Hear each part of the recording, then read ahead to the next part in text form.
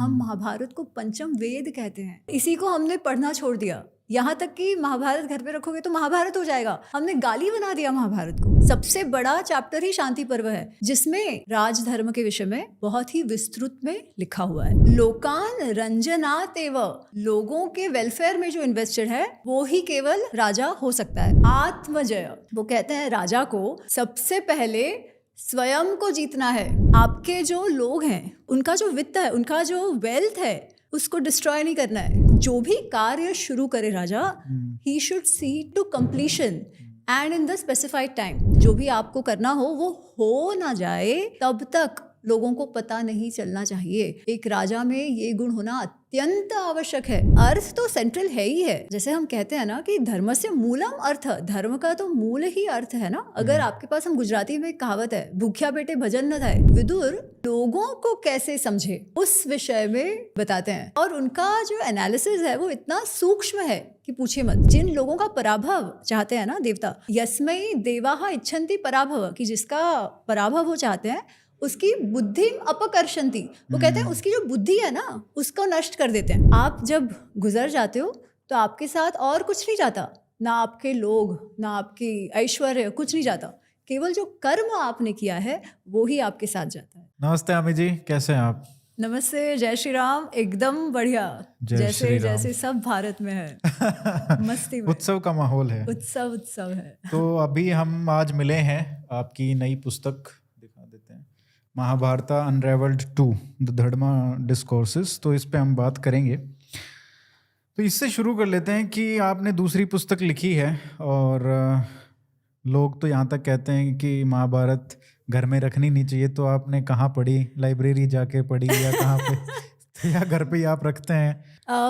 तो मैंने जब पहली पुस्तक लिखी ना, तब मुझे पता नहीं था कि ऐसी मान्यता है। मैं सच कहूँगी, क्योंकि मेरे घर पे, मेरे परिवार में ऐसी कोई भी मान्यता नहीं थी कि महाभारत घर पे नहीं रखना चाहिए।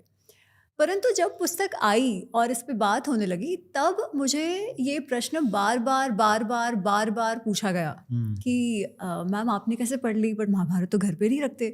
आप कह रहे हो महाभारत पढ़ो। मैं तो आपकी पुस्तक लेने वाला था, पर मुझे घर वालों ने बोल दिया कि अरे महाभारत कैसे अच्छा, उसके ऊपर वो भी नहीं पढ़ सकते। वो भी नहीं पढ़ सकते। फिर भी लोगों ने सबने बहुत सराहा है, एक्सेप्ट करा, इसीलिए तो दूसरी लिख पाई। बिल्कुल।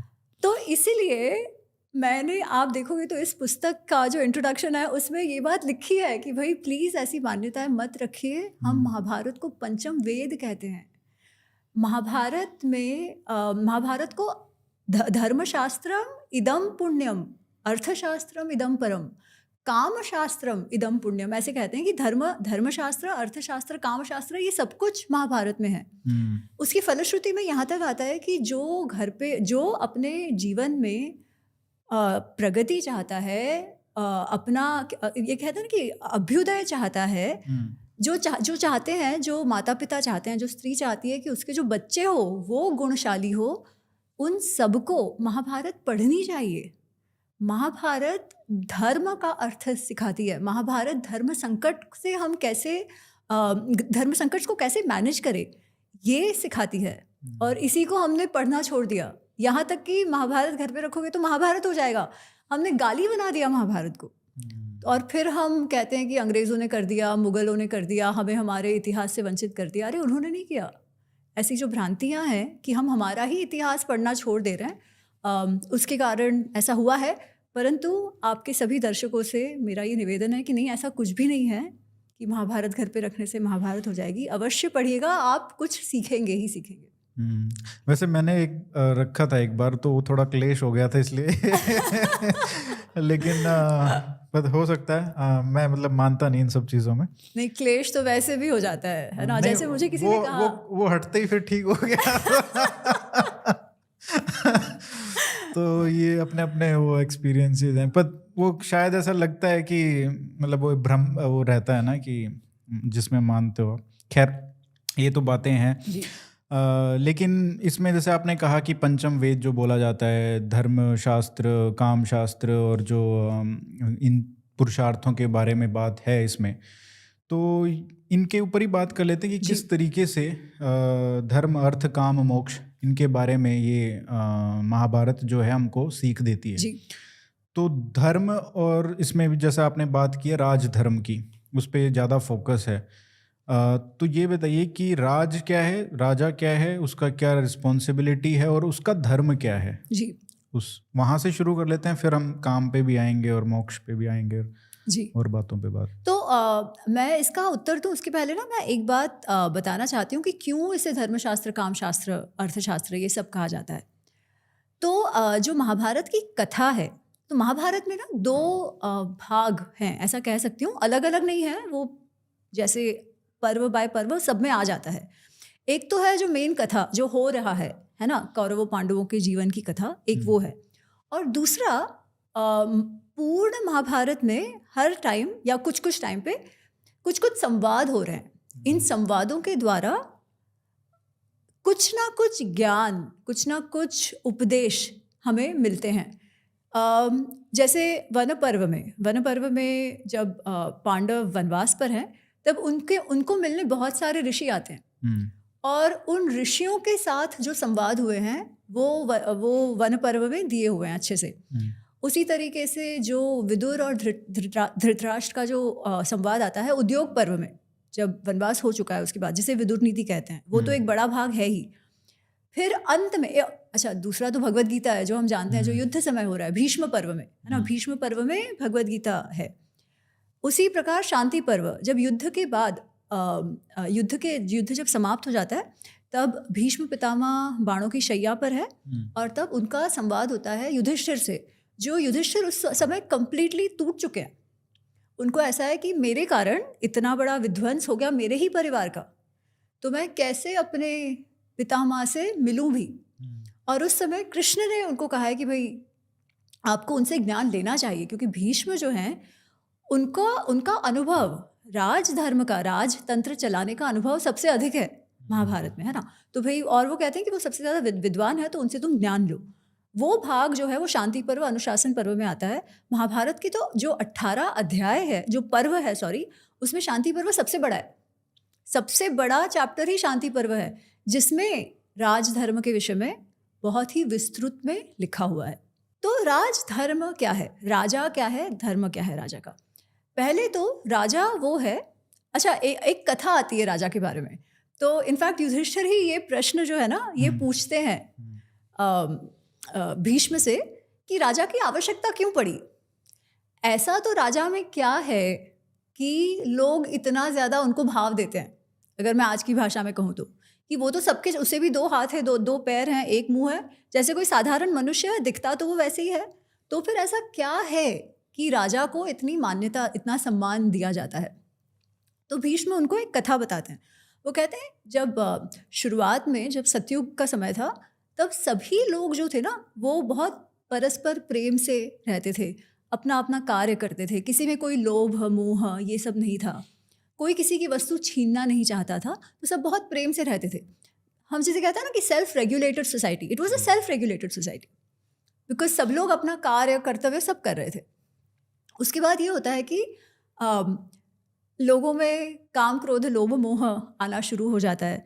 किसके पास कुछ अधिक हो तो मात्सर्य भाव आ गया, जेलसी आ गई, तो किसी को लगा कि नहीं हम छीन लेते हैं, कोई किसी को परेशान करने लगा, क्रोध हो गया, ये सब बढ़ने लगा। तो जब ऐसा होने लगा तो लोगों ने कहा कि अरे ऐसे तो अगर सब अपनी मनमानी करते रहेंगे तो ये समाज तो टूट जाएगा। अनार्की जो एक एम्फेसिस है इस पूरे पुस्तक में भी जो देखा, एग्जैक्टली अनार्की जैसी स्थिति है ना, जिसको मत्स्य न्याय भी कहते हैं, कि जो बुली है, बड़ी मछली छोटे मछली को खा जाएगी अगर ऐसा है, कोई रेगुलेट करने वाला ही नहीं है। तो वो कहते हैं ऐसा तो हमारा विध्वंस हो जाएगा। तो वो ब्रह्मा जी के पास जाते हैं और कहते हैं प्लीज़ हमें मदद करिए, ऐसा कुछ तो करिए जिससे हम सुख प्रेम से धर्म से रह सके। तो सबसे पहले ब्रह्मा जी नीति लिखना शुरू करते हैं कि क्या क्या ऐसी पॉलिसीज़ होनी चाहिए जीवन के प्रत्येक भाग को कवर करती हुई, जिस हिसाब से अगर लोग रहें तो समाज में शांति बनी रहेगी। तो उन्होंने लिखा, पर वो बहुत ही विस्तृत था, जो लोगों को समझना पढ़ना उनके बस की बात नहीं थी। तो फिर उसे शिवजी ने छोटा किया थोड़ा, फिर इंद्र ने छोटा किया, फिर बृहस्पति जी ने और उसे कंसाइज बनाया, फिर शुक्राचार्य जी ने और उसे कंसाइज बनाया, फिर इवेंचुअली उसे त्रिवर्ग, जो मतलब त्रिवर्ग उस ग्रंथ का नाम है। ग्रंथ तो क्या कि जो ब्रह्मा जी ने लिखा था, वो छोटा छोटा छोटा होते नीति ग्रंथ वो बन गया। अब पॉलिसी तो आ गई, पर उसे इम्प्लीमेंट कौन करेगा? कोई तो चाहिए ना जो अथॉरिटी हो, ऐसी अथॉरिटी जिसकी बात लोग माने। तो क्या, तो उन्होंने कहा कि अच्छा अब तो कोई मनुष्य चाहिए जो इस नीति शास्त्र को इम्प्लीमेंट कर सके। तो फिर कहते हैं कि उन्होंने वो विराज की उत्पत्ति की, पर नहीं, पहले सनत कुमारों की, नहीं वो तो सॉरी क्रिएशन की बात है, बट बेसिकली एक राजा की उत्पत्ति की जिसको राजा नहीं बनना था। फिर उसकी पीढ़ी दर पीढ़ी 2-3 पीढ़ी आए, उनको भी कुछ ने कहा नहीं हमको तो केवल मोक्ष चाहिए, हमको तो केवल तपस्या करनी है। तो ऐसे कर करके वो ऋषि ज्यादा थे, राजा कम थे। ऋषि ज्यादा थे, कोई राजा बनने को तैयार नहीं था। फिर इवेंचुअली पृथु नामक एक व्यक्तित्व आता है। और पृथु कैसे कि उनके पिताजी हैं वेण जो थे वो राजा तो थे पर बहुत बुरे राजा थे, भ्रष्ट राजा थे। तो ऋषियों ने उनको मरवा डाला और उनसे पृथु की उत्पत्ति होती है। तो पृथु जो थे वो जन्म के साथ ही नीति शास्त्र पढ़कर आए थे, ऐसे कहा जाता है। और वो ऋषियों से पूछते हैं कि आप क्या चाहते हैं कि मैं करूं? और वो कहते हैं कि नीति शास्त्र के अनुसार तुम जो समाज है उसको संभालो, तुम राजा बनो। और फिर पृथु राजा बनते हैं और पृथु के कारण पृथ्वी को उसका नाम मिलता है। तो कहते हैं कि पृथु जो है वो जो ज़मीन है वो समथल, भूमि को समथल बनाते हैं। भूमि से जो खेत जो अन्न उगाने का काम है तो पृथ्वी का दोहन करते हैं और भूमि का दोहन करते हैं, जिससे लोगों को खाने करने को जो रिसोर्सेज हैं वो मिल जाते हैं। तो वो अर्थ का काम करते हैं। दूसरा, नीति शास्त्र के अनुसार समाज को सुव्यवस्थित करते हैं और न्याय प्रणाली सेटअप करते हैं, जिससे लोग आपस में प्रेम से रह सके और ऐसा जो वैसा ना रहता हो उसको दंड मिले। तो पृथु को राजा बनाया जाता है। और राजा क्यों कहा जाता है? लोकान रंजयति, जो लोगों को खुश करता है, डिलाइट, खुश करता है मतलब क्या? उनका ध्यान रखता है। The one who is invested in the welfare and the happiness of his people. रंजयति, तो रंजयति जो ये जो धातु शब्द है उससे राजा होता है, रंजयति इति राजा। तो इस प्रकार राजा हमारे पास आए, राजा का उद्भव हुआ सो टू से, और साथ साथ नीति शास्त्र का उद्भव हुआ। तो राजा वो है जो हमेशा, जो नित्य ही अपने लोगों के वेलफेयर, उनके सुख समृद्धि में के लिए कार्यरत हो। तो राजा कैसा होना चाहिए, उनका धर्म क्या है, उसका कंडक्ट कैसा होना चाहिए, उसके ऊपर बहुत बात होती है। युधिष्ठिर तो विचलित रहते ही हैं। जब युद्ध खत्म हो जाता है उसके बाद वो पितामह के पास जाते हैं, तो भीष्म पितामह उनको बहुत सारी चीज़ें बताते हैं, उस पर आपने पूरा चैप्टर लिखा है। तो उसका बताइए कुछ कंडक्ट, पर्सनल एक तो कैसा होना चाहिए और क्या क्वालिटीज़ होनी चाहिए to run the administration efficiently. Right. तो अच्छा, अब राजा शब्द का तो अर्थ मैंने कहा, लोकान रंजनात एव, लोगों के वेलफेयर में जो इन्वेस्टेड है वो ही केवल राजा हो सकता है। जो लोगों के वेलफेयर में इंटरेस्टेड नहीं है वो राजा नहीं हो सकता। ठीक है, सबसे पहली बात तो वो है। तो वो तो राजधर्म क्या है? प्रजा सर्वोपरि। राजा के लिए प्रजा ही सर्वोपरि हो सकती है। ये हमने रामायण में भी देखा था कि जो विश्वामित्र जी श्री राम को जो राजधर्म की सीख देते हैं वो यही है कि प्रजा सबसे आगे, प्रजा के सुख में तुम्हारा सुख, प्रजा के दुख में तुम्हारा दुख, प्रजा का हित ही तुम्हारा हित, व्यक्तिगत हित अहित कुछ नहीं है, सब कुछ प्रजा है। तो ये तो अंडरलाइंग थीम है पूरे राजधर्म और राजतंत्र की। ठीक है, कि अपना जो भी सुख है, अपनी जो आदतें हैं वो भी, जैसे आपने एक बहुत अच्छा एग्जांपल दिया है इसमें कि जो राजा को कैसा होना चाहिए, तो एक जो प्रेग्नेंट वुमन है उस टाइप का होना चाहिए। तो ये एब्सोल्युटली कि प्रेग्नेंट स्त्री जैसा होना चाहिए। अब गर्भवती नारी क्यों? क्योंकि आप देखो, जब एक स्त्री जब गर्भवती होती है तो उसे जो भी कुछ पसंद होता है ना वो भी सब वो छोड़ देती है। ऐसे होता है कि भाई मुझे सुबह उठ के चाय के बिना तो मेरी आंखें नहीं खुलती है ना। पर जब पता चलता है, जैसे ही डॉक्टर बताते हैं कि भाई यू हैव कंसीव्ड, क्या हो जाता है? दिन के अंदर चाय कॉफ़ी जो भी कुछ है छूट जाता है। कहते हैं कि भाई ये खाओ ये ना खाओ, क्या अच्छा क्या बुरा, कुछ जो करना है वो केवल इस शिशु के लिए करना है, जो शिशु आने वाला है उसके स्वास्थ्य के लिए करना है ना। तो राजा को भी वैसा ही होना चाहिए, एग्जैक्टली गर्भवती स्त्री के जैसा, कि सबसे पहले बच्चे का ही सोचना है, विच इज द प्रजा। तो ये तो जो हम कहते हैं ना राजधर्म क्या है, वो ये एक उदाहरण में आ गया कि ऐसा राजा को होना चाहिए। पर ऐसा राजा कैसे हो, है ना। एक तो ये राजा कैसा हो एज अ पर्सन, और वो किस प्रकार से राजतंत्र चलाए। तो युधिष्ठिर भीष्म पितामह से पूछते हैं कि सबसे पहली प्रायोरिटी राजा की क्या होनी चाहिए, है ना। क्योंकि पहले तो उन्होंने बताया, जब राजधर्म का वो ओवरव्यू दे रहे होते हैं तब वो कहते हैं कि भाई राजा को ये सारे कार्य करने चाहिए जैसे जिसमें प्रजा रक्षण आ गया। सो security, internal and external security, कि अंदर से और बाहर से आपको सिक्योर करना है। आपका जो खजाना है, तिजोरी है, आपकी जो वेल्थ है उसको बढ़ाना है, उसके लिए क्या क्या करना है उसका थोड़ा सा ओवरव्यू आता है। न्याय प्रणाली, दंड कैसा देना चाहिए उस बारे में आता है। तो ऐसे बहुत कुछ वो सारे अलग अलग पिलर्स बताते हैं राजा को क्या करना चाहिए। पर जब उनसे युधिष्ठिर पूछते हैं कि सबसे पहली प्रायोरिटी क्या हो, फाउंडेशनल प्रिंसिपल, सबसे पहला पता है वो क्या उत्तर देते हैं? सेल्फ रेस्ट्रेंट, आत्मजय।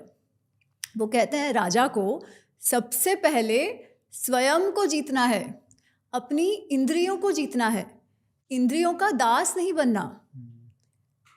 वो कहते हैं कि अजितात्मा नृपपति, जो ऐसा राजा है जो अपनी इंद्रियों को ही नहीं जीत पाया, वो कैसे शत्रु को जीत पाएगा, है ना। If you are a slave to your senses, आप केवल काम क्रोध लोभ मोह में पड़े हो, तो एक तो आप निर्णय सही से नहीं लोगे, और आप स्वयं की भी निर्णय सही से नहीं ले रहे, तो औरों की तो बात ही क्या है।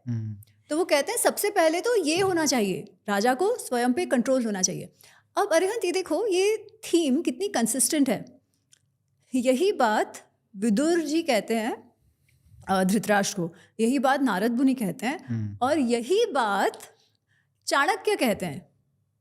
ठीक है, चाणक्य की जो वो सूत्र है ना, चाणक्य सूत्र, कि धर्म से मूलम अर्थ, अर्थ से मूलम राज्य, राज्य से मूलम सुख से मूलम धर्म, धर्म से मूलम अर्थ, अर्थ से मूलम राज्य, और राज्य से मूलम वो कहते हैं इंद्रिय जय। आप सोचो, वो कहते हैं कि सुखी, अगर समाज को सुखी होना है तो धर्म संगत अगर समाज होगा तो सब सुखी रहेंगे, क्योंकि अगर अपना सब काम कर रहे हैं, सब कर्तव्य परायण है, सब कुछ है, तो समाज सुखी है। पर वो कब होगा? जब समाज के पास पैसा है, जब अर्थ है, सबको खाने पीने को तो मिले। खाने पीने को ही नहीं मिलेगा तो क्या धर्म करोगे आप? तो अर्थ होना चाहिए। अच्छा ना, अर्थ कैसे पॉसिबल है? राज्य। So the earth depends on the state. अब इसका तो हम जानते हैं ना कि अगर स्टेट पॉलिसीज आपकी ऐसी हो जो वेल्थ को डिस्ट्रॉय करती है, तो कहाँ से अर्थ बनेगा? पर वो पॉलिसी सही होनी चाहिए, एडमिनिस्ट्रेशन सही होना चाहिए। वो किस बात पे डिपेंड करता है? आज तो चलो बहुत बड़ी शासन तंत्र होता है, बट इवेंचुअली उसका पिवट कौन है? जो राजा है। और राजा इन सब चीज़ों को कैसे सही पॉलिसी ला सकता है, कैसे न्याय प्रणाली अच्छा कर सकता है, कैसे गवर्न अच्छा कर सकता है। तो अगर वो कोई कार्य इसलिए नहीं कर रहा कि अरे मेरे बच्चे के लिए करना है ना, कि अरे मुझे बड़ा घर बनाना है और महल बनाने हैं, सरकारी घर में फैल के बैठना है, मुझे इतना बड़ा बन जाना है, इस विचार से अगर वो करेगा तो वो राज्य के हित के लिए काम नहीं करेगा, स्वयं हित के लिए करेगा। फिर राज्य का विनाश तो होना ही है। तो इसलिए सबसे पहले राजा को स्वयं पे कंट्रोल करना है। और यही बात जो है वो भीष्म भी बताते हैं। ये हो चुका, उसके बाद बाकी सब। फिर वो कहते हैं कि राजा को हमेशा ही पुरुषार्थ, परिश्रमी रहना चाहिए। परिश्रमी हर चीज़ में। ट्रेजरी को आपका जो तिजोरी है वो बढ़ाना है। सिक्योरिटी के लिए क्या करना है? तो एक तो आपको जो स्पाई नेटवर्क है वो इंटरनल और एक्सटर्नल सिक्योरिटी नेटवर्क, आपका सेना जो है, आपकी अंदर की पुलिस सिस्टम है, वो सब उसके बारे में भी बताते हैं। और स्पाई नेटवर्क होना चाहिए। वो कहते हैं जो स्पाइज है वो आपकी आंखें हैं, तो ये आपके राज्य में भी होना चाहिए, बाहर के राज्यों में भी होना चाहिए। जो फिनेंस है उसके बारे में वो कहते हैं, और ये तो एकदम शुरुआत में ही उन्होंने कहा है कि राजा को कैसे होना चाहिए, जैसे मैंने कहा लोकरंजनम, लोगों का डिलाइट। उसी श्लोक का जो सेकंड लाइन है वो बहुत इंटरेस्टिंग है। वो कहते हैं न हिंसयात परवित्तानि काले च दापयेत। आपके जो लोग हैं, है ना, उनका जो वित्त है, उनका जो वेल्थ है, उसको डिस्ट्रॉय नहीं करना है। और काले च दापयेत, आपके लिए जो काम कर रहे हैं उनको समय अनुसार, समय से जो भी उनका आपको सैलरीज देनी है, वेजेस देना है, वो देना है। साथ ही अगर ऐसे कोई आपके शहर में उद्योगपति है, वाणिक है, जो ट्रेडर्स हैं, उनको कुछ पैसे देने बाकी रह गए हैं तो वो भी आपको समय से दे देना है। कोई प्रोजेक्ट चल रहा है और उसके लिए आपने कुछ कमिट किया हो तो वो भी आपको देना है। ऐसे नहीं कि आजकल तो है ना कि सरकारी हो वो तो सब फ्री चाहते हैं, ऐसा नहीं। और एक और भी है कि अगर आप स्टोन लेइंग सेरेमनी कर रहे हैं तो उसका इनॉग्रेशन भी करें। वो कि आपका वो कहते हैं कि जो भी कार्य शुरू करे राजा, he should see it to completion and in the specified time. आपने वो शांति पर्व के चैप्टर पढ़े, वो पढ़ के ऐसे लगता है कि हम किसी धर्म ग्रंथ को पढ़ रहे हैं या क्या ही रिलीजन वाले को पढ़ रहे हैं। आप देखो, it's very modern, right? Manual for civil administration. Absolutely. तो टाइम से आप खत्म करो। He also talks about low hanging fruit. वो कहते हैं कि कम परिश्रम में ज्यादा बेनिफिट हो, ऐसा कार्य सबसे पहले करो, राइट? सो ही सेइंग कि ऐसे छोटे छोटे कार्य जो है वो तो करते जाओ। ऐसे चाहिए दीर्घ सूत्री मत बनो कि भाई डिसाइड कर दिया 30 साल तक कुछ हो ही नहीं रहा है, फिर 30 साल बाद आए तो पिछली अपोजिशन बोलती है तो हमने शुरू किया था। अरे 30 साल बीत चुके, आज आप उसका क्रेडिट लेने बैठे हो, है ना? खैर वो तो अलग बात है। अटल सेतु। तो ऐसा नहीं होना चाहिए कि आप जो शुरू कर रहे हो वो समय अनुसार खत्म हो, क्योंकि नहीं तो क्या कर रहे हो आप? अपना वेल्थ डिस्ट्रॉय कर रहे हो ना, अपना भी कर रहे हो, लोगों का भी डिस्ट्रॉय कर रहे हो। तो इन सब चीज़ों पर वो ये भी कहते हैं कि जो राजा है उसको इंफ्रास्ट्रक्चर का ध्यान रखना चाहिए, स्पेशली जो सेतु बांध हैं, जो भी पब्लिक इंफ्रास्ट्रक्चर है उसका आपको ध्यान रखना चाहिए। और काफ़ी कुछ जो शांति पर्व में आता है वो हमको चाणक्य में भी, अर्थशास्त्र में भी देखने मिलता है कि ये इकोनॉमिक पॉलिसीज़ कैसी हो। और आप देखिए जो थॉट, जो इसका विचार है वो कितना भिन्न है हमारे रेगुलर डिस्कोर्स से। हम कैपिटलिज्म और कम्युनिज्म की बात करते हैं, है ना? कम्युनिज्म न हिंसेत परवित्तानि, वो तो कम्युनिज्म तो सबसे पहले आपके जो क्रिएटर्स हैं उनकी वेल्थ डिस्ट्रक्शन की बात करता है ना? किसी को ग्रो ही नहीं करने देता। इनफैक्ट आगे जाके वो कहते हैं कि आपका जो वाणिक वर्ग है, जो खेती कर रहा है, गौ रक्षा कर रहा है, जो चीज़ें बना रहा है, ये सारे क्या है? रिसोर्स जनरेटर्स हैं। वो कहते हैं आपको ये देखना चाहिए कि इन लोगों को जो भी सहायता आप कर सको करो, और आपको ये देखना है कि वो लोग सुखी रहे। ऐसे नहीं कि आपके जो उद्योगपति है उनको गाली देते रहो। क्यों? क्योंकि उनके कारण आपके राष्ट्र की समृद्धि होगी। टैक्स भी वही भरेंगे। टैक्सेशन के बारे में भी डिटेल में भीष्म बताते हैं। तो जो वही है जो टैक्स भरने वाले हैं, इसलिए आपको आपके वेल्थ क्रिएटर्स का ध्यान रखना है, which is completely against communism. On the other side उनका जो प्रजा सर्वोपरि, ये तो बेस है ना? लोकरंजन, वो तो बेस है। उसका मतलब लोगों की वेलफेयर भी करनी है। तो ऐसा नहीं कि आप रिसोर्स जनरेशन, वेल्थ क्रिएटर्स को भाव दो पर एक्सप्लॉयटेशन होने दो। तो इट इज़ नॉट दिस और दैट, इट इज़ बेसिकली आपको दोनों ही चाहिए। And this has been the Indian view, this is the भारतीय व्यू, नॉट दिस और दैट। और अगर इस मानसिकता से शासन हो तो ऑब्वियसली सभी का भला होना है, right? और इसमें ये भी बहुत अच्छे से है कि जिस तरीके से पर्सनली कैसा होना चाहिए राजा को, उसका कंडक्ट कैसा होना चाहिए, तो वो अपनी सारी जो भी इच्छाएं हैं और वो सब हैं, वो सबसर्विएंट हैं जो प्रजा है उसके आगे। तो जो भी कुछ हो रहा है, जैसे ईगो वाली बात है, अगर पर्सनल ईगो मतलब राजा को ख़त्म करनी चाहिए। अगर प्रजा उसके खिलाफ है तो तभी तो वो लोग, आपने बोला ना लोक रंजित, तभी तो वो हो पाएगा जब अगर मतलब आप कुछ काम करते हैं फिर रिवोल्ट हो गया, तो वहाँ पे एक कहीं ना कहीं आता है कि नहीं, मैं मानूंगा नहीं, मतलब मैंने किया है तो ठीक ही किया होगा। लेकिन एक मतलब जो लोक रंजित जिसका उद्देश्य है राजा का, तो वो चाहेगा कि नहीं, मतलब अपनी ईगो को मार के ठीक है, मतलब रोल बैक कर लेंगे कुछ चीज़ें। पर वो वहां तक तो जाएगा भी नहीं ना कि रिवॉल्ट हो जाए, उसके पहले ही वो इंश्योर करेगा। क्यों? क्योंकि भीष्म कहते हैं कि राजा जो है उसको अपनी प्रजा के लिए अप्रोचेबल होना चाहिए। ऐसा नहीं कि आपने आपके आजू बाजू में 4-5 लोग रखे हैं जो आपको केवल अच्छा अच्छा बोलते हैं और समाज में क्या चल रहा है ये इसका कुछ आपको अता पता ही ना हो। इसीलिए आपको ये इंश्योर करना चाहिए कि समाज में आपके राष्ट्र में, राज्य में जो भी हो रहा है वो सारी माहिती, वो सारा समाचार आप तक रेगुलरली पहुंचता रहे, रोज के बेसिस पर, हर रोज। और डेमोक्रेसी में तो ये और भी ज़्यादा ज़रूरी है, क्योंकि आपको कॉन्स्टेंटली ऑन द टोज रहना पड़ता है, नहीं तो आपको फिर पता ही नहीं चलेगा कि आप इलेक्शन क्यों हारे। तो ये एक बहुत बड़ा एस्पेक्ट है। अच्छा, ये जब मैं पढ़ रहा था सारी जो क्वालिटीज़ जो आप बता रहे हैं, अब इसमें कुछ मतलब जैसे 15-20 क्वालिटीज़ तो इस टाइप की हैं कि वो मतलब 15-20% कि वो आज के उसमें सिस्टम में अप्लाई नहीं होती, क्योंकि डेमोक्रेसी है और वो पहले राजा की बात हो रही है। 15-20 थोड़ा परसेंटेज और निकाल दीजिए तो मतलब 50-60% कम से कम आप कह सकते हैं कि मुझे ऐसा लगा, पता नहीं ये आपको लिखते हुए लगा या नहीं, कि भारत के जो प्रधानमंत्री हैं नरेंद्र मोदी, उनसे कहीं ना कहीं ये लगता है कि अच्छा ये बात तो इनमें भी है, ये बात तो इनमें भी है।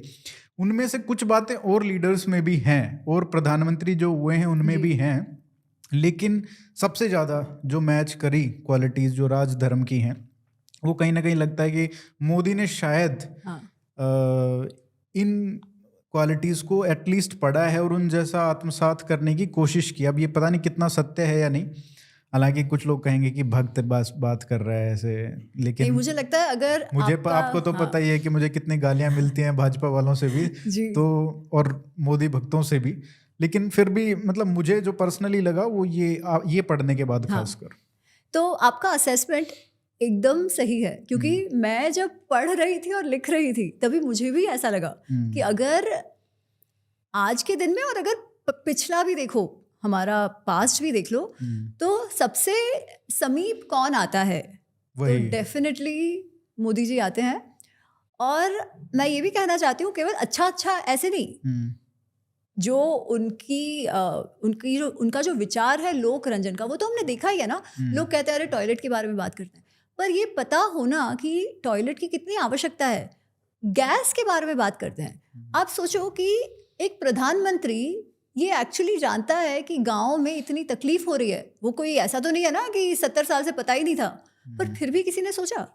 तो ऐसी छोटी छोटी चीज़ें, यही तो लोक रंजन है ना, कि आप सबका ख्याल रख रहे हो अक्रॉस द बोर्ड, आपको पता है क्या चल रहा है और उस प्रकार से आप पॉलिसी कर रहे हो। ये तो एक चीज़। हाँ, पर दूसरी चीज़ है कि जो shrewdness, for the lack of better word, वो भी उनमें है। जैसे हम जानते हैं कि कुछ मीडिया में एक बात जो वो बहुत खुन्नक रखता है मोदी जी से, कि मीडिया को पता ही नहीं चलता कब क्या होने वाला है ना। जब हो चुका, वो एक इसमें क्वालिटी है, एक लीडर में होनी चाहिए। बिल्कुल एग्जैक्टली कि पहले तो था ना कि लीक होता था, मीडिया तो दलाल जैसा बन गया था। बिल्कुल, ये तो पावर कॉरिडोर्स जैसा कुछ है ही नहीं जिनसे उनको दिक्कत होती है। पर ये एक राजा का सबसे बड़ा गुण है कि जब तक आप का जो भी आपको करना हो वो ना जाए, तब तक लोगों को पता नहीं चलना चाहिए। एक राजा में ये गुण होना अत्यंत आवश्यक है कि, और सेल्फ रेस्ट्रेंट आप देखिए कितना उनमें है। Absolutely. कि हमसे रुका नहीं जाता, हम तभी ट्वीट कर देते हैं कि भाई कुछ भी गलत हो रहा है या कुछ भी हमको लगता है कि गलत हो रहा है तो हम ट्वीट कर देते हैं।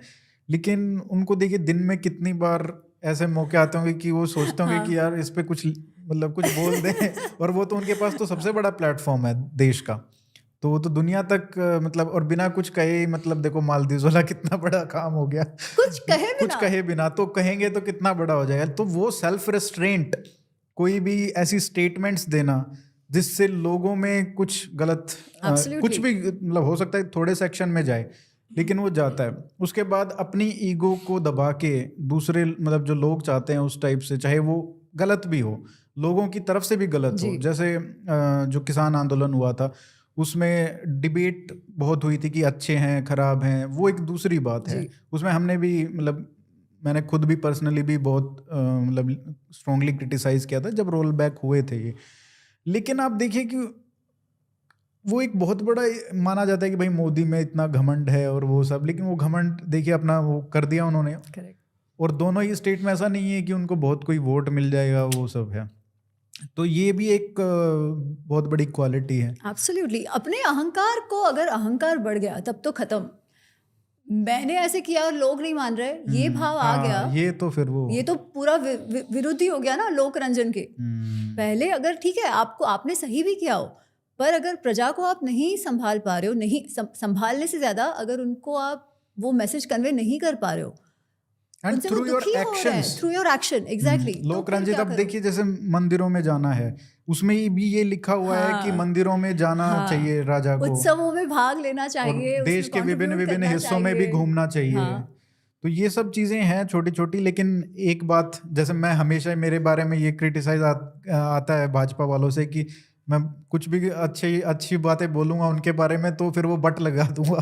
तो यहाँ पे भी वही है, बट इसमें ये है कि फिर टैक्सेशन पे जैसे बात आती है, एक अर्थ की बात आती है कि राजा के लिए, राजधर्म के लिए अर्थ जो है वो कमाना, वो बढ़ाना, ट्रेजरी के लिए वो सबसे इम्पोर्टेंट एक एस्पेक्ट है, जो हमारे बहुत सारी सरकारों ने पिछले उसको ध्यान नहीं दिया। लेकिन यहाँ पे टैक्सेशन के उन्होंने लिखा है, और हमारे इस महाभारत में नहीं, बहुत सारे ग्रंथों में लिखा है कि मतलब 16% होना चाहिए।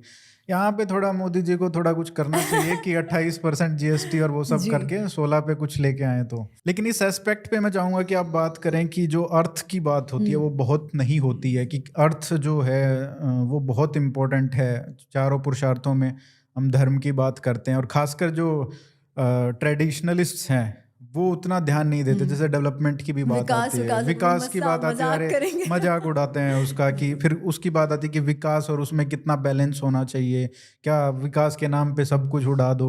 तो इस टाइप की मतलब थोड़ी सी है। लेकिन जो अर्थ का है, एक बार मैंने पढ़ा था एक पुस्तक में, RSS के ऊपर पुस्तक थी, तो किसी ने इंटरव्यू लिया था उनका, तो मोदी ने ये कहा था कि what is the central point of Hindutva for example. तो उन्होंने कहा था इकोनॉमिक डेवलपमेंट, तो विकास एक तरीके से, और वो हमेशा से रहा है कि आप अगर पूरे थॉट को भी ले लें तो वो हिंदुत्व का एक सेंट्रल थॉट रहा है। तो इस पे मैं चाहूँगा कि आप थोड़ा प्रकाश डालें कि महाभारत में उस पे कितना एम्फेसिस है। नहीं, अर्थ तो सेंट्रल है ही है उसका। जैसे हम कहते हैं ना कि धर्मस्य मूलम अर्थ, धर्म का तो मूल ही अर्थ है ना। अगर आपके पास, हम गुजराती में एक कहावत है, भूख्या पेटे भजन न थाए, कि अगर आप भूखे हो तो आप क्या भजन करोगे। पहले अगर आपका पेट भरा हुआ हो तभी तो आप और कुछ करोगे, तभी तो आप दान दोगे, है ना। तो दान का महात्म्य है, पर आपके पास कुछ हो तो सही दान देने के लिए। और अगर आप महाभारत या रामायण, अगर उस समाज की बात करो तो वो बहुत समृद्ध समाज है। ऐसे कहते हैं कि धन धान्य से परिपूर्ण, वहाँ पे चोर नहीं होते थे। क्यों? वहाँ पे बुभुक्षा नहीं होती थी, वहाँ पे भूख का प्रॉब्लम नहीं था। सभी जो लोग थे वो सुशोभित और आभूषणों से, हमें ऐसा मतलब रामायण में तो आता है कि अयोध्या में ऐसा कोई भी नहीं था जो सुंदर सुंदर कपड़ों और आभूषणों में ना हो। अब ऐसा कब हो सकता है? जब it is a society at a certain level of economic strata, right.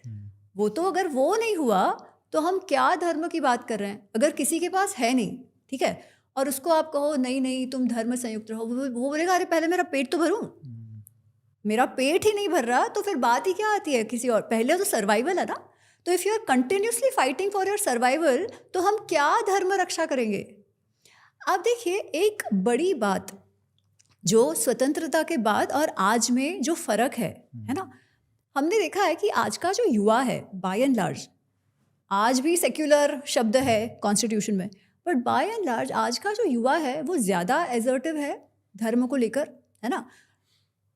हर प्रकार के लोग हैं, पर युवाओं में वो आत्मविश्वास अधिक है कि वो अपने धर्म की भी बात कर पाते हैं।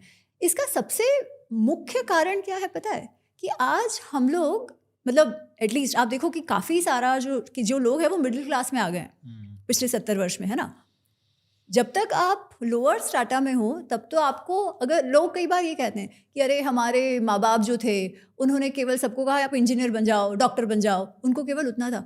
पर यार अगर रोटी नहीं घर पे आ रही है तो आप क्या अपना पैशन फॉलो करोगे? सही बात। पहले रोटी की तो बात हो। तो उन्होंने वो अरेंजमेंट करा, उन्होंने ये देखा कि नहीं ये आवश्यक है।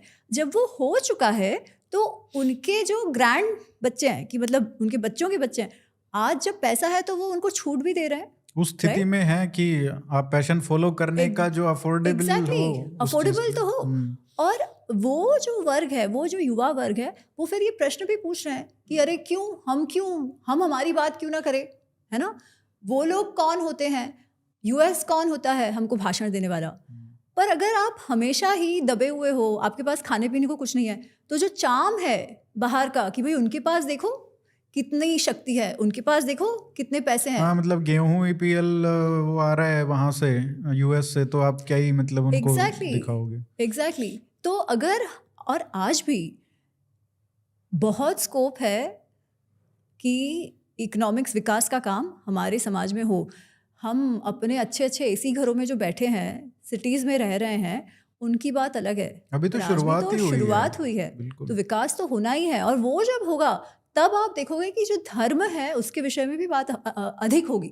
जो हमने देखा है, हो रहा है हमारे आंखों के आगे, राइट? तो वो अर्थ के, इकोनॉमिक प्रोग्रेस के बिना तो वो हो ही नहीं सकता। ये बात बहुत इम्पोर्टेंट है, बहुत लोगों को समझनी चाहिए कि अर्थ का हमारे धर्म में कितना बड़ा स्थान है, और उस पे उसको मतलब उस नज़र से नहीं देखना चाहिए कि, और ये थोड़ी बीमारी मेरे को लगता है कि अमीर लोगों में ज़्यादा रहती है कि वो एक लेवल पे पहुंच के ये सब बातें करना ना, फिलोसफी देना बहुत आसान चीज़ होती है। आपके पास आ चुका है ना सब, भूखे मरना नहीं पड़ता, इसलिए आप बड़ी बड़ी बातें कर सकते हो। अच्छा, आपने टैक्सेशन पे एक बात कही, तो मैं ना उसमें एक थोड़ा सा एंगल देना चाहती हूँ। आज का टैक्सेशन सही है गलत है वो बात अलग है, ठीक है? और आपने जैसे एकदम सही कहा कि टैक्सेशन कैसा होना चाहिए, 1/6 इज द थंब रूल। पर जितना होना चाहिए वो जाने दीजिए। द प्रिंसिपल इज दिस, कि वो कहते हैं कि जैसे एक मधुमक्खी फूल से हनी निकालते हैं ना, मधु जैसे निकालता है, वैसे मधुमक्खी वो मध ले तो लेती है, परंतु फूल को परेशानी नहीं होती, फूल ये डिस्ट्रॉय नहीं हो जाता है ना, फूल फिर भी रहता है, फूल वैसे ही खिला हुआ रहता है, और इसने मधु भी ले लिया। तो उस प्रकार से आपको टैक्सेशन करना चाहिए। परंतु उसी में एक प्रसंग आगे आता है जिसमें युधिष्ठिर पूछते हैं कि अगर किसी राजा की तिजोरी खाली हो चुकी हो, बाहर से प्रेशर बहुत बढ़ गया हो, सिक्योरिटी इश्यूज हो गए हो, तब राजा को क्या करना चाहिए, जिसे उपाय धर्म या आपत धर्म ऐसा कहा गया है। कि जब परिस्थिति ऐसी हो कि आपने जो आइडियल सिचुएशन कही वो ना हो रही हो, तब क्या करें? तो तब भीष्म कहते हैं, और वो कैवियट्स दे के कहते हैं, वो कहते हैं एक्चुअली भीष्म बहुत इंटरेस्टिंगली इस बात को बताते हैं। वो कहते हैं अगर तुम पूछते नहीं ना तो मैं इस विषय में तुम्हें नहीं बताता, पर अब तुमने पूछ लिया है तो मैं बताता हूँ। परंतु मैं जो भी कह रहा हूँ वो परमानेंट नहीं हो जाना चाहिए। केवल जब तक वैसी परिस्थिति है, आपदाग्रस्त परिस्थिति हो, तभी इसका उपयोग करना है, इस सिद्धांत का उपयोग करना है। और वो कहते हैं कि जैसे मैंने तुम्हें कहा कि मधुमक्खी के जैसे आपको शहद लेना है, परंतु जब ऐसी परिस्थिति हो कि आपको आवश्यकता आन पड़ी हो, कि किसी शत्रु ने आक्रमण कर दिया या ऐसा कुछ हो, तो उस समय क्या करो? तो वो कहते हैं तब तो जितना तुम्हें आवश्यक हो उतना तुम्हें लोगों से लेना ही पड़ेगा। तो basically private public partnership, but लोगों के साथ पार्टनरशिप। तो उसमें वो कहते हैं उसमें तुमको लोगों पे अधिक टैक्स लगाना हो तो वो भी लगाना पड़ता है ना? तो कहीं ना कहीं क्या हम वहाँ तक पहुँच गए हैं कि हम केवल 16% टैक्स पे आ जाए? पता नहीं, क्योंकि टैक्स नेट ही कितना कम है अभी भी। कितने % लोग उसका एक बड़ा कारण भी इनडायरेक्ट टैक्स जो हम जीएसटी की बात कर रहे हैं, वो तो खैर सबको ही भरना ही पड़ता है, तो उसका है। और इसमें ये किस तरीके से इंटरेस्टिंग तरीके से उसने धर्म से भी जोड़ा है कि अगर आप ज़्यादा ले रहे हो तो वो एक कहीं ना कहीं पाप की तरह भी है। हाँ। ये बहुत इंटरेस्टिंग है, मोदी जी सुन लीजिए। पाप नहीं, है हाँ। ये पाप। पर आप देखिए जीएसटी भी उसका एक कारण तो है कि लीकेज आप बंद करो, बट दूसरा रैशनलाइजेशन भी है ना। एक्चुअली चोरी भी ज्यादा लोग इसलिए करते हैं ना कि बहुत ज्यादा है, अगर correct। मतलब उस तरीके से हो कि जैसे आपने कहा कि मधुमक्खी जिस तरीके हाँ। से वो अगर उस लेवल पे हम पहुंच जाएं कि लोगों को पता भी ना हाँ। चले और वो टैक्स भी ले ले, Correct। वो चुभे ना। करेक्ट। और चुभता इसलिए भी है कि हमारे को ये नहीं दिखता कि सरकार क्या कर रही है। अब क्या जैसे रही है, रोड वोड बन रहे हैं तो अब लोगों को लगता है कि हाँ वो उपयोग अच्छे हो से रहा है। हाँ। कुछ अच्छे से देते भी हैं कि भाई टोल टैक्स, लेकिन उसका अलग है, फिर फ्यूल पे अलग है, कार लेते हो तो उस पे हाँ। अलग है। तो ऐसा लगता है कि हर जगह हम टैक्स दे रहे हैं। अब ये थोड़ी समस्या बन रही है और उसके बदले में कुछ नहीं मिलता है। ना हम सरकारी स्कूलों में पढ़ते हैं, ना सरकारी अस्पतालों में जाते हैं। तो हमको सिर्फ रोड के अलावा वास्तव में अगर आप देखें तो ज़्यादा मतलब ठीक है वो नहीं, पर आप सिक्योरिटी और वो रोड सब। देख रहे हैं वो अलग चीज है यार। केवल रोड से ट्रांसपोर्टेशन बढ़ रहा है ना, आपका ट्रेड उससे सब बूस्ट हो कुछ, रहा हाँ है। बिल्कुल तो इंफ्रास्ट्रक्चर तो चाहिए ही चाहिए आपको। चाहिए तो चाहिए। और इंफ्रास्ट्रक्चर में अभी हमें बहुत प्रगति करनी है। तो मैं ये नहीं कह रही टैक्स सही है कि नहीं है, मैं सिर्फ इतना ये दे रही हूँ कि उसके लिए थोड़ा सा स्पेस भीष्म भी दे रहे हैं कि आवश्यकता हो तो ऐसा करना चाहिए, पर ये आदत ये नहीं हमेशा पड़नी रहनी चाहिए दिमाग में कि ये हाँ। ज्यादा नहीं हो। एग्जैक्टली कि भाई फिर आप सिर्फ एक्सप्लॉइट कर रहे हो लोगों को, ऐसा नहीं हो जाना चाहिए। केवल जितने समय आवश्यकता हो उतना आप लीजिए और इंश्योर करिए कि ये लोगों के काम में ही इसका उपयोग हो।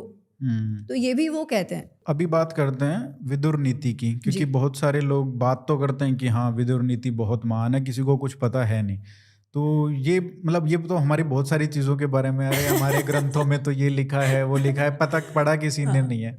तो विदुर नीति के बारे में आपको सबसे बढ़िया बात क्या लगी जो आप चाहेंगे कि ज़्यादा से ज़्यादा लोगों को पता चले? तो विदुर नीति में जो एक स्पेशल एंगल जो आता है ना, वो ये है कि विदुर लोगों को कैसे समझे उस विषय में बताते हैं। और उनका जो एनालिसिस है वो इतना सूक्ष्म है कि पूछे मत। कि पंडित कौन है, तो सिर्फ पढ़ा लिखा वैसे नहीं, उसके आचरण में क्या क्या गुण दिख रहे हैं। मूढ़ कौन है, बेवकूफ़ कौन है, उस विषय में वो लिखता है। तो वो 10-15 चीज़ें उन्होंने लिखी है जिसमें वो ये भी कह रहे हैं कि स्वयं तो कुछ नहीं करता, पर अगर लोग कुछ कर रहे हैं तो क्रिटिसाइज करने तैयार हो जाते हैं। वो तो है। तो ये तो मेरे ख्याल से हम आधे लोगों पर ये अप्लाई होता है ना, कि स्वयं का काम छोड़कर दूसरों के काम में दखल अंदाजी करने लगता है। खुद को जो करना है वो तो नहीं करते, है ना। 10 काम एक साथ लेके बैठ जाता है, जो जिसे हर चीज़ में शक्ति चली जाती है बट ख़त्म कुछ नहीं होता, है ना। एक चीज़ छोड़ के दूसरों पे जंप मारते रहता है। तो ऐसे वो बहुत सारी ये बताते हैं कि कैसा मनुष्य मूड है। तो इसको केवल औरों को एनालिसिस करने के लिए नहीं, विदुर नीति स्वयं को एनालिसिस करने के लिए भी पढ़नी चाहिए कि हम कहाँ फिट होते हैं इसमें, है ना। कि हम पंडित हैं, बेवकूफ़ है, क्या है। अच्छा, उसके साथ साथ वो ये भी बताते हैं कि एक मित्र कैसा हो। वो ये भी बताते हैं कि किससे आपको बच के रहना चाहिए, कौन से गुण लेने चाहिए, कौन से छोड़ देने चाहिए। इस सब के विषय में उन्होंने बहुत सारी बातें बताई है। फिर एक राजा को कैसा होना चाहिए वो भी बताते हैं। अच्छा, अब वो इतना सारा क्यों बता रहे हैं, क्योंकि जिस कॉन्टेक्स्ट में विदुर नीति बताई गई है ना, वो समझना अत्यंत आवश्यक है। ये प्रसंग विदुर नीति का भाग आता है उद्योग पर्व में, जब 13 वर्ष का वनवास हो चुका है पांडवों का और अब इंद्रप्रस्थ वापस लेने की बात है। तो 13 वर्ष हो चुके हैं बट हस्तिनापुर से कुछ नहीं हो रहा। ठीक है, आप बैठे हो मत्स्य देश में, आप बैठे रहो और यहाँ पे ये लोग कुछ नहीं कह रहे। तो फिर पांडव और उनके जो साथी हैं वो कहते हैं कि अब तो हमें ही इनिशिएट करना पड़ेगा। तो वो जो द्रुपद के पुरोहित हैं उनको भेजते हैं। तो इससे शुरुआत होती है और वो संधि, नेगोशिएशन सब चल रहे हैं। तब धृतराष्ट्र संजय को भेजते हैं, संजय को भेजते हैं ये समाचार लेके कि युधिष्ठिर तुम तो धर्म को समझते हो, है ना, तो ऐसा करो। और तुम तो ये भी समझते हो कि कुटुंब में युद्ध नहीं होना चाहिए, नहीं तो कुटुंब का विनाश हो जाता है, इसलिए तुम जहाँ हो वहाँ सुखी रहो। आप सोचो कि मतलब कुटुंब को साथ रखने का जो पूरा जिम्मेवारी उन पे ही डाल दी। आज भी हम देखते हैं ना कि शांति अगर गंगा जमनी तहजीब रखनी है तो केवल एक ही समाज उसके लिए जिसका कर्तव्य सारा उन्हीं पे है। सामने आप कुछ भी करते रहो, वो दुर्योधन कुछ भी करे, डजंट मैटर, आप कुटुंब को एकत्रित बनाए रखो। तो ऑब्वियसली उस समय तो युधिष्ठिर भी बोलते हैं कि ऐसा है, मैं शांति के लिए भी तैयार हूँ और मैं युद्ध के लिए भी तैयार हूँ। वो कहते हैं क्षमाय च समराय च, समर इज युद्ध, मैं युद्ध और शांति दोनों के लिए तैयार हूँ, परंतु ऐसा नहीं हो सकता कि अन्याय को मैं सहन करता रहूँ। इसलिए कुछ तो आपको कहना, और तभी वो बात करते हैं कि भाई 5 गाँव ही क्यों दे दो वगैरह वगैरह। पर उस समय जो ऐसी बात आई है तो अर्जुन भी बहुत जोश में कुछ मैसेज देते हैं। तो ऐसे बहुत सारे मैसेज हैं, वो कृष्ण और अर्जुन को वो साथ देख कर आए हैं वगैरह वगैरह। तो संजय को समझ आ गया है कि अगर युद्ध हुआ तो जीत तो पांडवों की होनी है, ये तो वो समझ चुके हैं, उनकी कैपेबिलिटी सामर्थ्य भी वो जानते हैं। तो वो जब वापस आते हैं, वो शाम को वापस आते हैं और धृतराष्ट्र के पास जाते हैं उनके महल में, और उन्हें कहते हैं कि आपको जो पांडवों ने कहा, जो आपके लिए जो मैसेज है, वो तो मैं सभा में सबके सामने ही बताऊंगा, परंतु मैं इतना आपको कह देता हूँ कि अगर ये युद्ध होता है और आपके परिवार का विनाश होता है तो उसका कारण आप होंगे। आपके कारण आपके कुटुंब का विनाश होगा अगर ये युद्ध हुआ तो जब संजय ये कहते हैं तो धृतराष्ट्र बहुत ज़्यादा टेंशन में आ जाते हैं। उन्होंने भी थोड़ा बहुत प्रयत्न किया है दुर्योधन को तब तक बताने का कि युद्ध मत करो, पर तब तक तो बहुत लेट हो चुका है ना, दुर्योधन तो अपनी मनमानी कर रहा है। तो 5 गांव भी मना कर रहे हैं, 5 गांव भी मना कर रहा है, तो उनको नींद ही नहीं आ रही, वो बहुत टेंशन में है, उनको नींद ही नहीं आ रही। और क्या करो, तो उनका बहुत ही विश्वास है विदुर पर, है ना, कि ऐसा विदुर की बात वो मानेंगे नहीं, वो जाने दो, है ना, उनकी बात तो कुछ नहीं माननी, पर विदुर से बात करके उनको बहुत अच्छा लगता था। और उनको ये भी मालूम था कि विदुर जो भी बोलेंगे वो उनके हित में बोलेंगे। इनफैक्ट एक बहुत ही फेमस सुभाषित जो है, जो महाभारत में भी आता है, रामायण में भी आता है।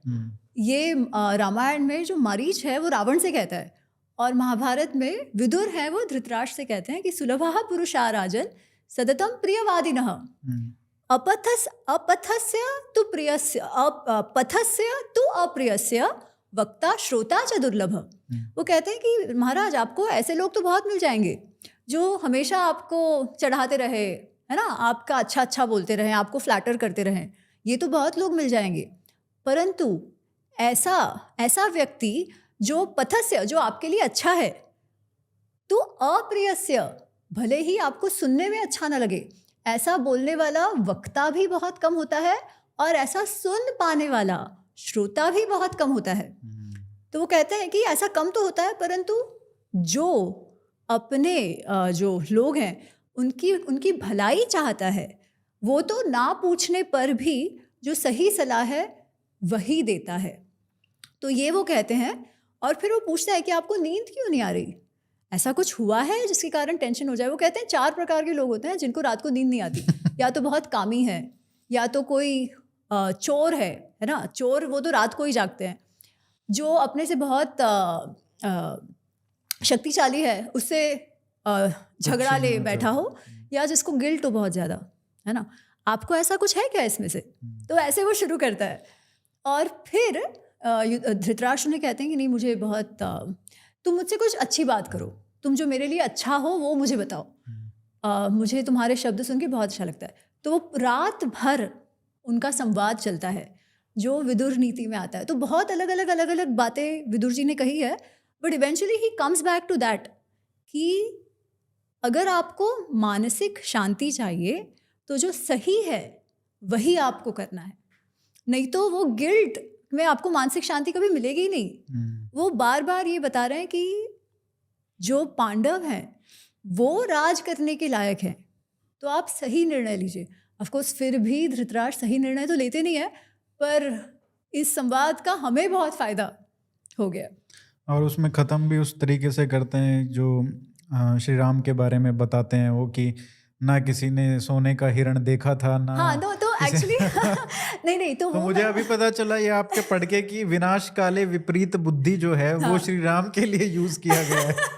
नहीं तो वो एक्चुअली सुभाषित है जो मैंने कॉन्टेक्स्ट दिया है। वो केवल इतना कहते हैं कि एक्चुअली वो आई एम वेरी हैप्पी आपने वो बात लाई। वो ये जो एग्जाम्पल श्री राम का नहीं दे रहे, ये जो सुभाषित है वो एक्चुअली चाणक्य नीति से आता है। अच्छा। जो मैंने कंपेयर करने के लिए डाला है कि विनाश काले विपरीत बुद्धि ये जो फ्रेज है वो चाणक्य नीति से आता है, परंतु उसी के जैसी बात विदुर कहते हैं। वो कहते हैं कि जिन लोगों का पराभव चाहते हैं ना देवता, यस्मै देवाः इच्छन्ति पराभव, कि जिसका पराभव वो चाहते हैं उसकी बुद्धि अपकर्षन्ति। वो कहते हैं उसकी जो बुद्धि है ना उसको नष्ट कर देते हैं भगवान। तो मतलब तो उसका अर्थ क्या कि आपकी ऐसी बुद्धि चलती है कि आपके सामने सब कुछ है फिर भी आप गलत निर्णय लेते हो। इसलिए सबसे पहले अपनी बुद्धि का वो ध्यान कि आपकी बुद्धि विकृत न हो जाए, इस पर ध्यान दो। और वो ये भी कहते हैं कि अगर आपके साथ भगवान है उसका अर्थ क्या, आप सही से निर्णय ले रहे हो। पर वो कब हो पाता है, again going back to the same thing, आत्मजय।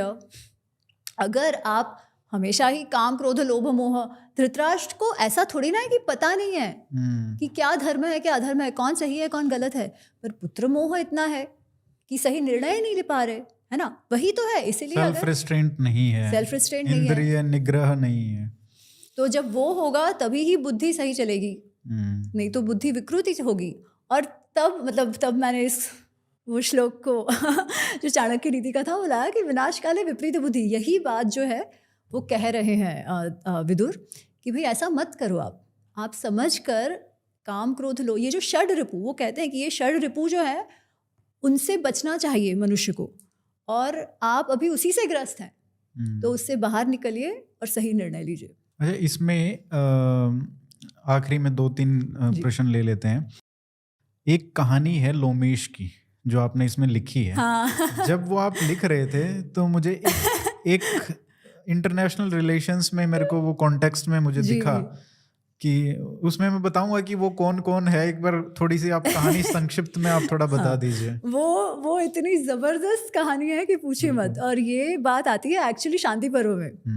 जो भीष्म, तो जब युधिष्ठिर उनसे पूछ रहे हैं, आपद धर्म के परिस्थिति की बात है, युधिष्ठिर पूछते हैं कि अगर ऐसा हो जाए कि एक नहीं पर बहुत सारे शत्रु एक साथ आपके सामने आ जाए और कुछ शत्रु तो आपसे अधिक शक्तिशाली हैं, तो उस परिस्थिति में क्या करना चाहिए। तो भीष्म कहते हैं रुको मैं तुमको एक कथा बताता हूँ। और तब वो एक चूहे और बिल्ली की कथा बताते हैं। वो कहते हैं कि एक पेड़ है, बड़ा सा पेड़ है, बरगद का पेड़ है, और उसके नीचे एक बिल है। वहाँ पे लोमश नामक चूहा रहता है, और एक बिल्ली है पलीत नाम, सही नाम शायद ऊपर नीचे हो रहा है, ऐसा ही है। हाँ, पलीत नामक बिल्ली है।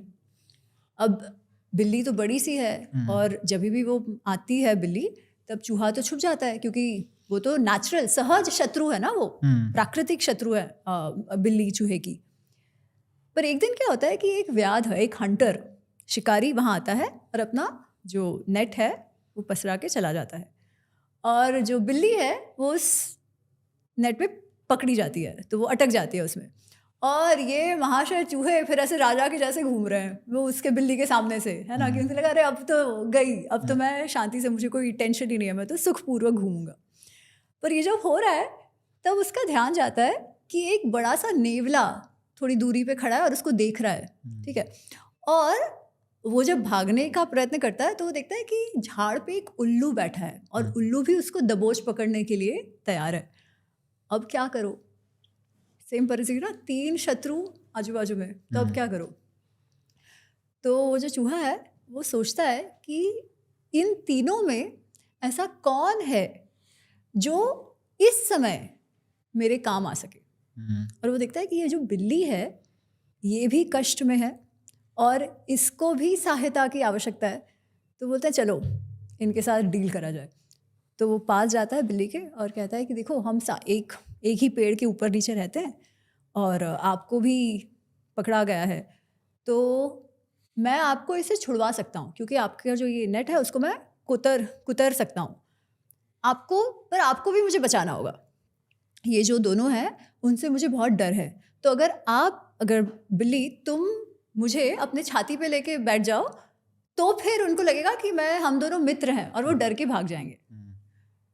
तो बिल्ली तो वैसे ही टेंशन में है कि कैसे इससे निकले, ये एक ही ऑप्शन है ना जो चूहा उसके नेट फाड़ देगा। तो कहती हाँ, हम तो एक ही साथ एक ही पेड़ के रहे हैं, हम तो मित्र हैं वैसे भी, वैसे भी जो 7 कदम साथ चलते हैं वो तो मित्र बन जाते हैं। हम तो इतने दिन से साथ रह रहे हैं तो हम तो वैसे ही मित्र हैं। आओ आओ तुम आ जाओ, मैं तुम्हारी रक्षा करता हूँ और फिर तुम मेरा जो नेट है वो काट दो। तो ऐसे ही करता है वो जो चूहा है उसके ऊपर जाके बैठ जाता है। तो नेवला और उल्लू देखते हैं और वो अपने अपने रास्ते चले जाते हैं कि अब तो क्या करें। तो वो अपने अपने रास्ते चले जाते हैं। फिर अब बिल्ली को है कि अब जल्दी से मेरा जो नेट है वो काट देगा, मेरी जो जाल है वो फटाक से काट देगा। तो ये चूहा महाशय ऐसे धीरे धीरे धीरे कतर कतर कतर कतर, और जो बिल्ली वो कह रही है अरे जल्दी करो इतना समय क्यों लग रहा है। तो चूहा बोलता है नहीं करूँगा। फिर ये और बोलेगी अरे ऐसे मत करो, दिन होने आया है, शिकारी कभी भी आ जाएगा, इतना धीरे धीरे क्यों कर रहे हो। वो बोलते हैं देखो ऐसा है कि हम एक दूसरे के काम आ रहे हैं वो एक चीज़ है, पर मुझे ऐसी कोई गलत फहमी नहीं है कि तुम मेरे मित्र बन गए, तुम तो मेरे शत्रु ही हो। और अगर मैं अभी तुम्हें छोड़ दूं तो हो सकता है तुम सबसे पहले मुझे ही खा जाओ, है ना। तो ऐसा मैं नहीं कर सकता। तो बिल्ली कहती है अरे तुम टेंशन मत लो, तुमने मेरी रक्षा की है, क्या तुम्हें लगता है मैं इतनी बुरी हूँ कि जिसने मेरी रक्षा की है उसी को मैं खा जाऊँ। ऐसा नहीं होगा। तो वो बोले अगर तुम ना खाओ तो भी तुम्हारे जो लोग हैं, जो तुम्हारी कम्युनिटी है, वो तो मुझे फिर भी खा सकती है ना, तुम भले ना खाओ। इसलिए उसने कहा मुझे ऐसा कोई भी ये नहीं है कि हम मित्र हो गए, ऐसा बिल्कुल भी नहीं हुआ है। फिर वो देखता है कि अच्छा अब शिकारी आ रहा है। तो उस समय शिकारी बस पहुंचने वाला हो ना, उसके पहले वो फाइनली नेट जो जाल है वो काटता है। क्योंकि वो उसका विचार ये है कि जब शिकारी इतना पास होगा तब जो वो बिल्ली है वो चूहे को खाने के लिए नहीं जाएगी, वो अपने जान बचाने के लिए भागेगी। तो फिर वो फटाक से काट के अपने बिल में घुस जाता है, और बिल्ली है वो भी चूहा वूहा तो छोड़ो, वो भी अपनी जान बचाने के लिए वहाँ से भाग जाती है। तो ये कथा उन्होंने बताई है कि कैसे स्ट्रेटेजिक अलायंसेस आवश्यकता अनुसार हमको जो भी उस समय ज़रूरी हो, उसका अगर किसी दुश्मन से मित्रता भी करनी हो तो कर लेना चाहिए किसी और शत्रु को मैनेज करने के लिए। बट ऐसे गलत फहमी में नहीं रहना चाहिए कि आपके हमेशा के मित्र ही हो गए। सब लोग, everybody looks out for their individual interests, that is geopolitics. इस कहानी में चूहा तो हम हैं और बिल्ली अमेरिका है और नेवला है चाइना। तो दोनों से ही हमको बच के रहना है। आखिरी में एक बहुत बड़ा मिसकंसेप्शन है कि एक कहानी बताई जाती है कि जब युधिष्ठिर वो जब पांचों भाई जब जाते हैं, द्रौपदी भी रहती हैं साथ में और एक कुत्ता रहता है जो उनके साथ चलता है, तो इतनी आधी कहानी बताई जाती है कि जब वो पहुंचते हैं स्वर्ग में तो वो नर्क में पहुंचते हैं और उनको वो देखते हैं स्वर्ग में बैठे हैं कि जो दुर्योधन है वो स्वर्ग में है और ये सब लोग जो हैं वो नर्क में हैं। तो ये यहीं तक बताई जाती है कि देखो फिर तो मतलब कुछ बचा ही नहीं ना, कि धर्म युद्ध कहाँ का, ये धर्म एंटी क्लाइमैक्स हो गया ना एकदम। एग्जैक्टली। तो असली कहानी क्या है? स्वर्गारोहण का जो चैप्टर है वो तो छोटा सा है ना। ऐसे कैसे लोग केवल इतनी सी कहानी पे छोड़ देते हैं? उसका अर्थ बस सेंसेशनलाइज करने के लिए जो लोग इतनी कहानी बताते हैं वो बताते हैं, क्योंकि आगे तो बस थोड़े ही श्लोक और हैं जिसमें पूरी कहानी बताई है ना। क्योंकि ये एंटी क्लाइमैक्स केवल हमारे लिए नहीं है, ये एंटी क्लाइमैक्स तो युधिष्ठिर के लिए भी है। तो जब युधिष्ठिर देखते हैं कि वहाँ दुर्योधन है तो वो बहुत गुस्सा हो जाते हैं। वो कहते हैं जिस मनुष्य के कारण इतना बड़ा युद्ध छिड़ गया वो स्वर्ग में बैठा है और मेरे लोग तो मुझे दिखाई नहीं दे रहे। तो वो वहाँ जो देवदूत होते हैं उनसे कहते हैं कि नहीं मुझे तो मेरे भाइयों को, मेरी पत्नी जहाँ है, मेरे दोस्त जहाँ है, वहाँ मुझे जाना है, तो वहाँ मुझे ले चलो। तो पहले तो नारद मुनि कहते हैं देखो ऐसा है, स्वर्ग आ गया, अब तो तुमको ये जो कोई भी द्वेष भाव है वो नहीं रखना चाहिए।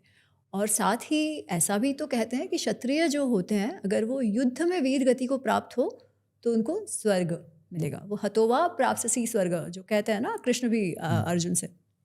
तो इसलिए दुर्योधन को तो यहाँ आना था, बट फिर भी युधिष्ठिर का मन ये बात नहीं मान रहा। वो कह रहा है ठीक है बट मुझे आप मेरे अपने लोगों के पास ले जाओ। तो देवदूत बोलता है ठीक है, और वो चले जा रहे हैं।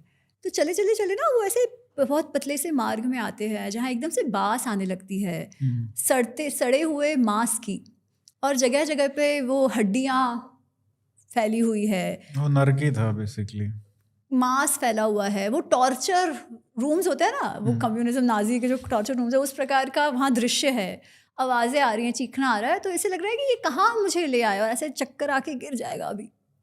तो वो कहता है अरे कहाँ है ये, मेरे लोग कहाँ हैं? तो देवदूत बोलता है अच्छा आपसे अगर आगे नहीं चला जा रहा, कोई नहीं, हम वापस जाते हैं। तो जब वो वापस जाने की शुरुआत होती है तब द्रौपदी, अर्जुन, उन सबकी आवाज़ आने लगते हैं कि अरे प्लीज़ मत जाओ मत जाओ, हमको अच्छा लग रहा है तुम यहाँ आओ। तो ये जब दुर्योधन सुनते हैं तो उनको शॉक लगता है ना, कि अचंभा, आश्चर्य आप कहो, वो कहते हैं ये कैसे हो सकता है, मेरे भाई जो हमेशा धर्म संयुक्त जिन्होंने कार्य किया है, मेरी पत्नी जिसने कभी कुछ खराब किया ही ना हो, उनको आपने यहाँ भेज दिया, ये कैसा धर्म है, ये कैसा न्याय है, और अगर यही न्याय है तो मैं उन्हीं के साथ रहूँगा। तो जब वो ये बात कहते हैं तो सारा सीन चेंज हो जाता है। लोग यहाँ तक आते ही नहीं है, केवल दुर्योधन को देखा उतनी बात करते हैं। तो जब ये कहते हैं कि नहीं मैं तो मेरे लोगों के साथ ही रहूँगा, उसका अर्थ अगर मुझे भी नर्क में जाना पड़े तो मैं भी वही करूँगा, मुझे नहीं जाना स्वर्ग। तो अचानक से वहाँ सीन चेंज हो जाता है और इंद्र और धर्मराज जो सब है वो आते हैं। वो कहते हैं कि नहीं ये तुम्हारी परीक्षा थी, इसमें भी तुमने सही निर्णय लिया कि तुम तुम्हारे लोगों के साथ ही रहना चाहते हो, बहुत अच्छा।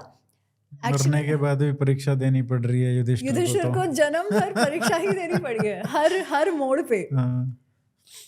और हर मोड़ पर वो खरे उतरे हैं। लोग केवल इतना देख के कि अरे उसने पत्नी को दाव पे लगा दिया, I think that's a very trivial way of understanding Yudhishthira character. वो उस परिस्थिति को भी नहीं समझ रहे और युधिष्ठिर कैसे हैं, क्यों धर्मराज कहे जाते हैं, उनको भी नहीं समझ रहे। खैर वो तो मैंने पहली पुस्तक में कवर किया है, महाभारत सूक्ष्म है। हाँ, महाभारत अनरावेल्ड 1 में युधिष्ठिर का कवर किया, तो एनीवेज नॉट गोइंग देयर।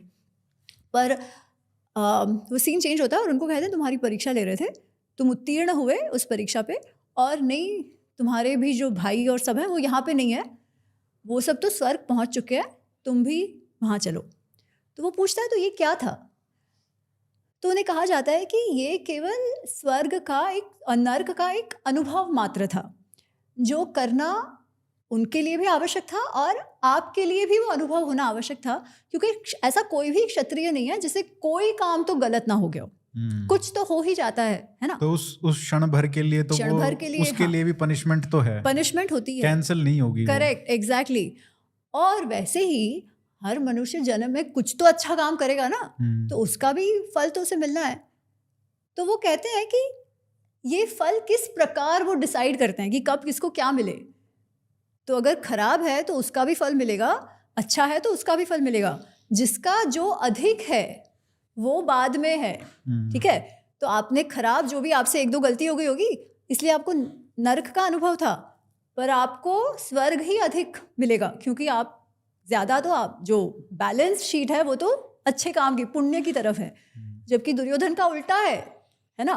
तो ये बात है, ये जो कहानी है वो कर्म और कर्म फल का सिद्धांत हमारे में कैसे काम करता है, या विचार क्या है, उसको ऐसा एक्सप्लेन कर रही है, जिसको हमने सेंसेशनलाइज करने में उतना ही पढ़ा। आप देखो, this is so different, right, कि अच्छे का फल भी मिलेगा, बुरे का फल भी मिलेगा। ऐसा नहीं है कि दोनों कैंसिल आउट हो जाएंगे, ऐसा नहीं होता है।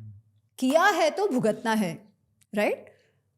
और कौन कैसे भुगतता है, थोड़ा सा अच्छा काम किया हो, अधिक बुरा, तो कुछ टाइम तो स्वर्ग मिल जाएगा, पर परमानेंटली नर्क ही जाना है। और थोड़ा सा बुरा किया हो गया है तो वो अनुभव भी करना है, बट बाय एंड लार्ज अच्छे का फल मिलना है। तो ये कथा है, तो एंटी क्लाइमेक्स एंड नहीं है, तो मतलब हर किसी को स्वर्ग और नर्क दोनों की यात्रा होगी, इसलिए बड़े बुजुर्ग कह गए हैं कि इन चक्र से ऊपर उठो और पूरा जीवन चक्र जो है कि आप जब गुजर जाते हो तो आपके साथ और कुछ नहीं जाता, ना आपके लोग, ना आपकी ऐश्वर्य, कुछ नहीं जाता, केवल जो कर्म आपने किया है वो ही आपके साथ जाता है। इसलिए मोक्ष की भी बात की जाती है। चलिए अमित जी, बहुत बहुत धन्यवाद इतना ज्ञानवर्धक एपिसोड के लिए। आप ऐसे ही किताबें लिखते रहिए, हमारा ज्ञान वर्धन करते रहिए। फिर से दिखा देता हूँ मैं एक बार, ये पुस्तक है, ज़रूर खरीदिए। बहुत बहुत धन्यवाद, थैंक यू सो मच। बहुत बहुत आभार अरिहंत, हमेशा बहुत मज़ा आता है आपसे वार्तालाप करके। सेम है। जय जय श्री राम। जय श्री राम।